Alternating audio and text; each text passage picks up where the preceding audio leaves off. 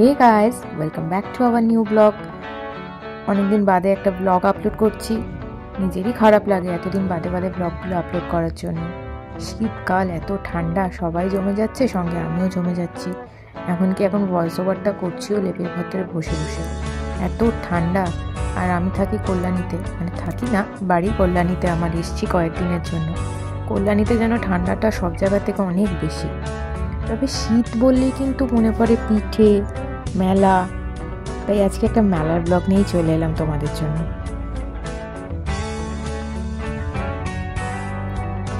কল্যাণীতে মোটামুটি শীতকালটা সারা শীত জুড়েই এটা ওটা মেলা লেগেই থাকে। বই মেলা দিয়ে শুরু হয় মেলার উদ্বোধন, বাট এখানে মেলাটাও হয় দুটো ভাগে।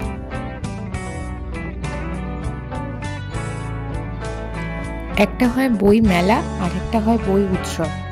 এটা ছিল বই উৎসবের মেলা।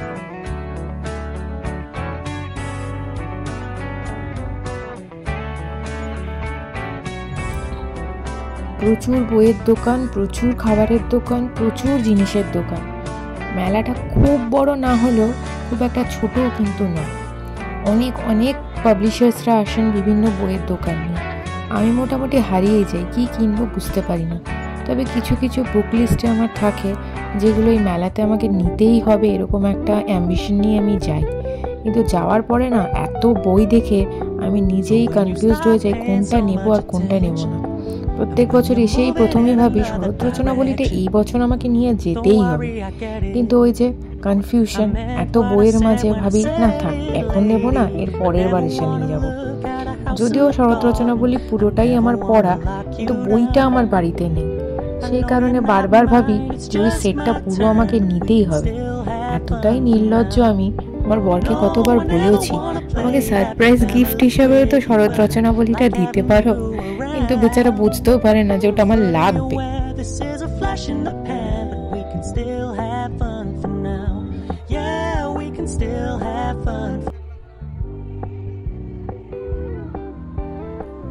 এরপর শরৎ রচনাবলী, শার্লক হোমস, তারানাথ তান্ত্রিক সব ঘেটে ঘুটে এদিক ওদিক করে আমি এগোলাম আরও কিছু বইয়ের উদ্দেশ্যে, যদি কিছু পাওয়া যায়। এর মাঝখানে অবশ্য মেয়ের জন্য কতগুলো ড্রয়িং বুক আমি নিয়েছিলাম। যদিও তার ড্রয়িং করার এনার্জি খুব একটা নেই, তবুও চেষ্টা করি যদি একটু আঁকতে বসে, তাতে তো মায়ের সম্মানটা একটু রক্ষা হবে।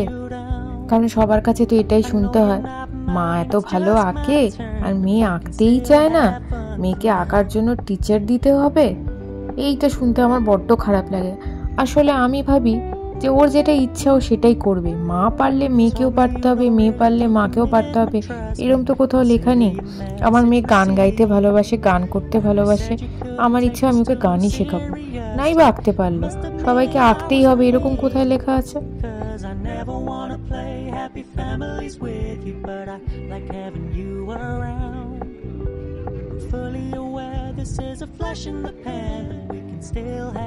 সব বই ঘেটে ঘুটে আবার সেই তারানাথ তান্ত্রিকেই আমি আটকে গেলাম। আমার কিন্তু এইসব সুপার ন্যাচারাল গল্পগুলো পড়তে না ভীষণ ভালো লাগে। আমি ভীষণ গল্প শুনি, অডিও বুকস যেগুলো ইউটিউবে পাওয়া যায়। এমনকি আমি তো ভীষণভাবে প্রেতকথারও ভক্ত। আমার ভূত জিনিসটা ভীষণ ভাল লাগে। আগে খুব ভয় পেতাম, কিন্তু এখন না এই অডিও স্টোরিগুলো শুনতে শুনতে ভয় ব্যাপারটা বেশ আস্তে আস্তে এনজয় করি। ভয়টা পেতে কিন্তু বেশ ভালো লাগে এখন।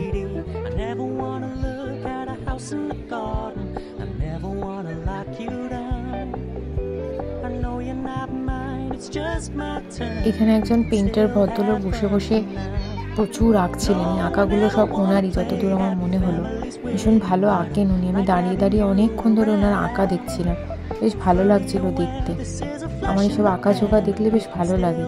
নিজে তো আস্তে আস্তে হারিয়ে যাচ্ছি আঁকার জগৎটায় থেকে, তাই অন্য কাউকে কাজ করতে দেখলে না বেশ প্রাউড ফিল হয়। একই জায়গার লোক তো আমরা সবাই।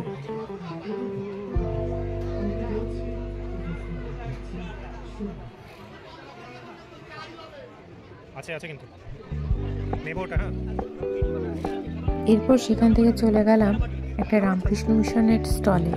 সম্ভবত রামকৃষ্ণ মিশন বা বেলুর, যে কোনো একটা তো হবেই। আসলে এই ধূপগুলো নেওয়ার ছিল। আমার না খুব ভালো লাগে, আমার না বিশেষ করে আমার হাজব্যান্ডের এই ধূপের গন্ধটা খুব ভালো লাগে, সেই কারণে ওর জন্যই আরও নেওয়া। ও ভীষণ পছন্দ করে। এই রামকৃষ্ণ মিশনের ধূপের স্মেলটাও খুব ভালো লাগে। বেশ একটা স্পিরিচুয়াল ব্যাপার আসে পুজো দেওয়ার সময় ধূপটা জ্বালালে। এই জন্য কয়েক প্যাকেট ধূপ ওখান থেকে নিয়ে নিলাম। আবার কবে নিতে পারবো তো জানি না।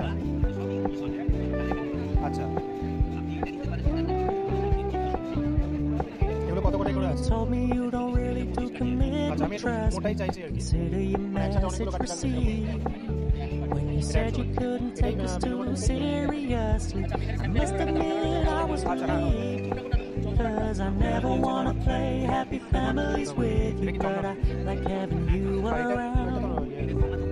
Fully aware this is a flash in the pan, but we can still have fun for now.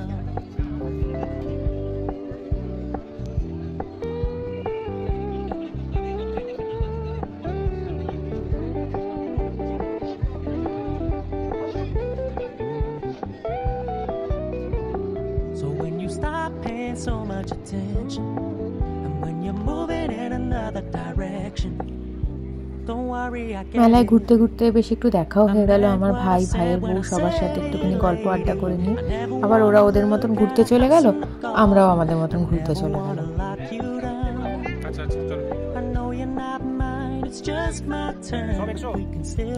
এরপরেই তো আমি দেখতে পেয়ে গেলাম বিশাল খাজানা। আমার তো দেখে তো চক্ষু চরক গাছ একেবারে, কোনটা নেবো আর কোনটা ছাড়বো আমি তো বুঝেই উঠতে পারছিলাম না। এই ব্যাগগুলোর প্রাইস না 100 রুপিস করে, কিন্তু দেখতে এত চমৎকার মানে আমি অন্তত 5-6টা বোধহয় নিয়েই ফেলেছি। পরেও বোধহয় এসে 2-3টে নিয়েছিলাম। একবার প্রথমেই 4টে না 5টে নিয়েছিলাম, তারপরে বোধহয় আরও 2-1টা নিয়ে গেছিলাম এসে। আমার বর বললো 100 টাকা বলে কি তুমি গোটা দোকানটাই কিনে নেবে, ঠিক করেছো? বললাম না না, কয়েকটা নিচ্ছি, একটুখানি বেশ ম্যাচিং করে নিতে না ভাল লাগে। আগে অতটা ব্যাগ ফ্যাগের অত ফ্যাসিনেশন ছিল না, কিন্তু এখন না আমার বেশ ভাল লাগে, ব্যাগের একটা ফ্যাসিনেশন হয়েছে। ভালো লাগলো বলে বেশ 5-6টা ব্যাগ তুলে নিয়ে চলে এলাম। Happy in your company with no emotion, 'cause my love deserves to be free. I never want to look at a house in the garden. এই বইমেলারই একটা গল্প তোমাদেরকে আমি বলি।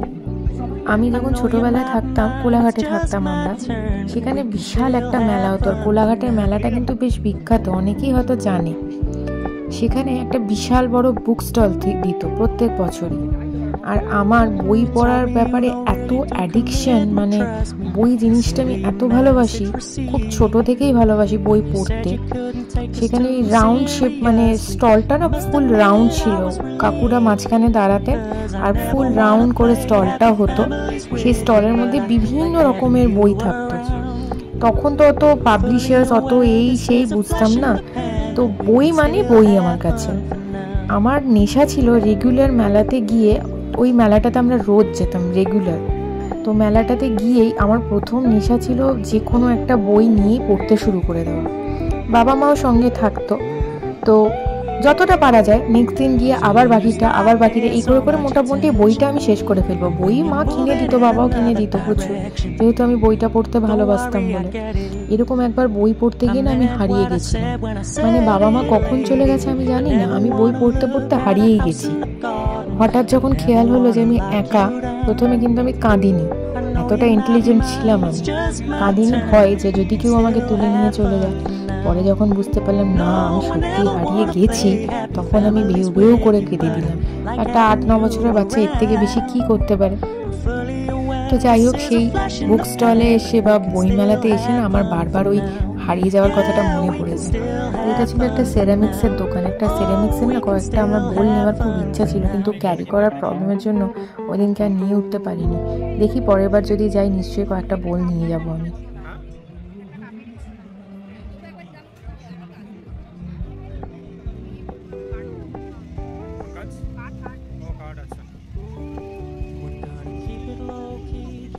Softly spoken, with no strings tying you to me. I'm happy in your company. টুকটাক ঘোরাঘুরি কেনাকাটি হয়ে গেছে, এবার আমাদের একটু কিছু খেতে হবে।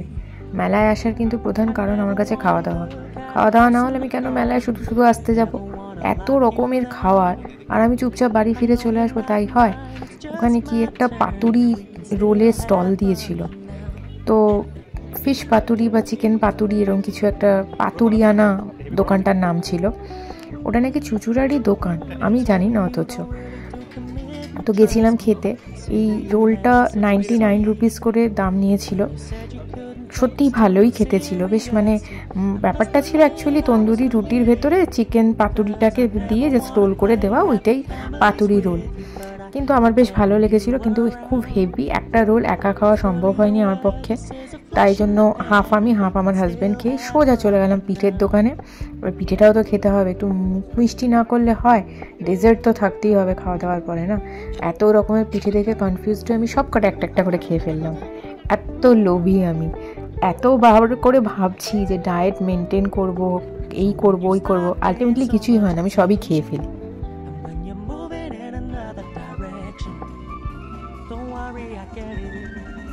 খেয়ে দিয়ে সোজা চলে গেলাম চন্দ্রবিন্দুর প্রোগ্রাম দেখতে।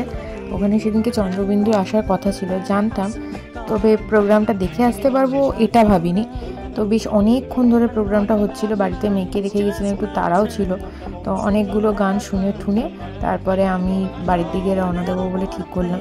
তো খানিকক্ষণ দাঁড়িয়ে দাঁড়িয়ে গান শুনলাম, কারণ আমার বর বললো যে চলো চন্দ্রবিন্দুর প্রোগ্রাম হচ্ছে, আমি কোনোদিন দেখিনি, একটু গান শুনে তারপর যাই। চলো আমাদের সাথে তোমরাও গান শুনে নাও। আর আজকের ব্লগটা কিন্তু এখানেই শেষ, গান শুনিয়ে ব্লগটা শেষ করে দেবো। এরপর দেখা হবে অন্য কোনো দিন অন্য একটা ব্লগে নতুন কিছু টপিক নিয়ে। আমার তো টপিকের অভাব প্রচণ্ড, তাই সপ্তাহে একটা করে আসে ব্লগ। যাই হোক, একটু মাঝে মাঝে মেনটেন করি, তবুও চেষ্টা করি দেওয়ার। আর কাইন্ডলি প্লিজ একটু সাবস্ক্রাইব করো, ভালো লাগলে লাইক করো। আর কি বলবো, আজকে আমার মেয়ের সঙ্গে নেই যে বলবে, please like share and subscribe. তাহলে দেখা হচ্ছে নতুন দিনে নতুন একটা ব্লগে নতুনভাবে। ততদিনের জন্য tata. Happy in your company with no emotion, 'cause my love deserves to be free. I never wanna look at a house in the garden, I never wanna lock you down. I know you're not mine, it's just my turn, but we can still have fun for now.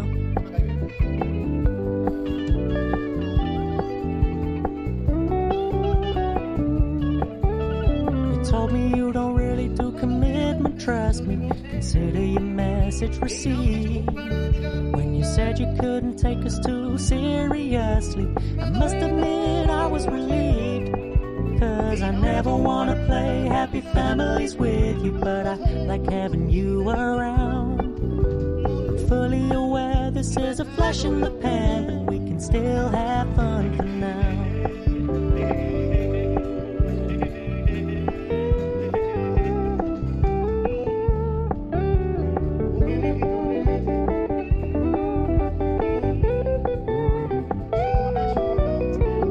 So when you stop paying so much attention,